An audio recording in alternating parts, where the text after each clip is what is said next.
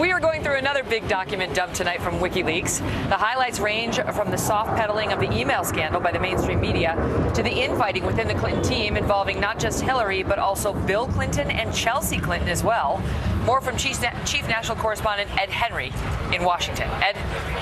Round 12 of the WikiLeaks email dumps brought stunning new revelations about conflicts of interest at the Clinton Foundation. After Chelsea Clinton raised questions about Teneo, the company of Bill Clinton's close aide Doug Band charged in a 2011 email to Cheryl Mills that Chelsea was using foundation office space to run her own business, while Bob Harrison, CEO of the Clinton Global Initiative, owned a large amount of stock in Goldman Sachs, even though the Wall Street firm is a major foundation donor.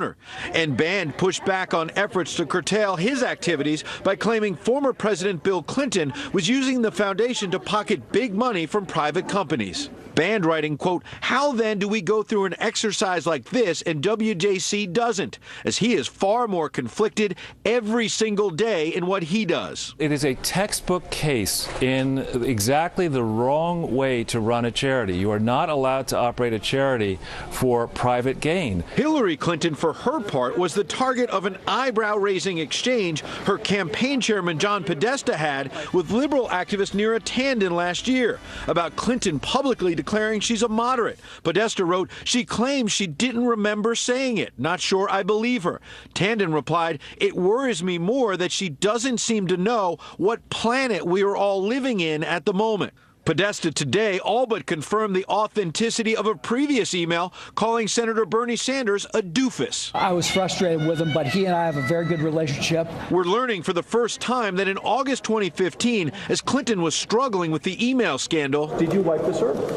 What, like with a cloth or something? aides drafted an open letter to the American people where she'd say, "Most of all, I regret that this issue has in any way overshadowed the service and accomplishments of the men and women of the State Department." The letter was never sent, and the controversy lingered, though some in the media have gone easy. In one cozy email to Podesta, CNBC's John Harwood slammed an interview that NBC's Chuck Todd did with Clinton.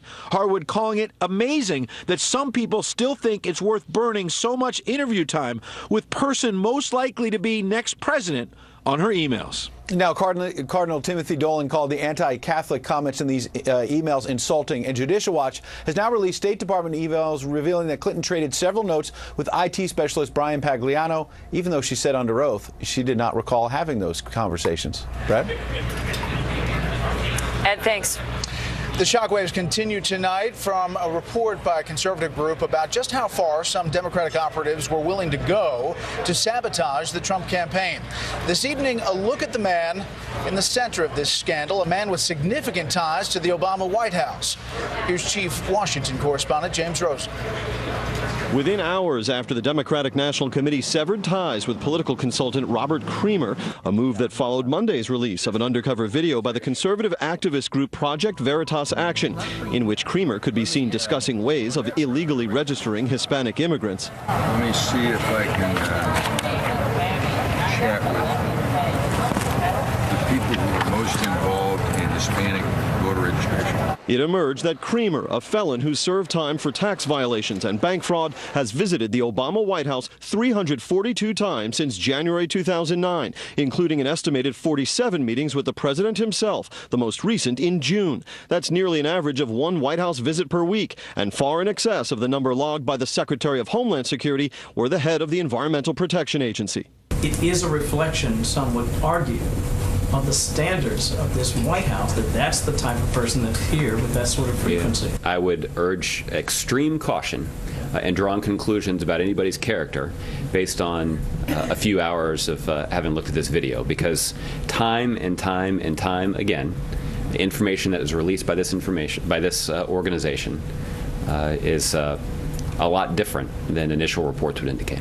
Creamer's client roster is a who's who of Democratic organizations and politicians, from Mr. Obama to House Minority Leader Nancy Pelosi, and including at least 15 lawmakers who've served on the House or Senate ethics committees. It also turned out Zulina Rodriguez, the activist seen in the video boasting about shutting down the Chicago Trump rally in March that was canceled due to security concerns, was on the Clinton campaign payroll as recently as 12 days prior to that event. Clinton's spokesman declined to answer the relevant question. Did the campaign have any knowledge of of Democratic groups coordinating in any way with protesters to incite violence at Trump rallies? I think the appropriate action has been taken in light of some of the possibilities that were raised by the video that surfaced, and the DNC has condemned it. A contractor is no longer being retained. Republicans found the silence telling. There are plenty of outrage every time Donald Trump opens his mouth and says something, or there's a tape or a disclosure from 10, 15 years ago. But when an instance like this gets revealed, they have nothing to say.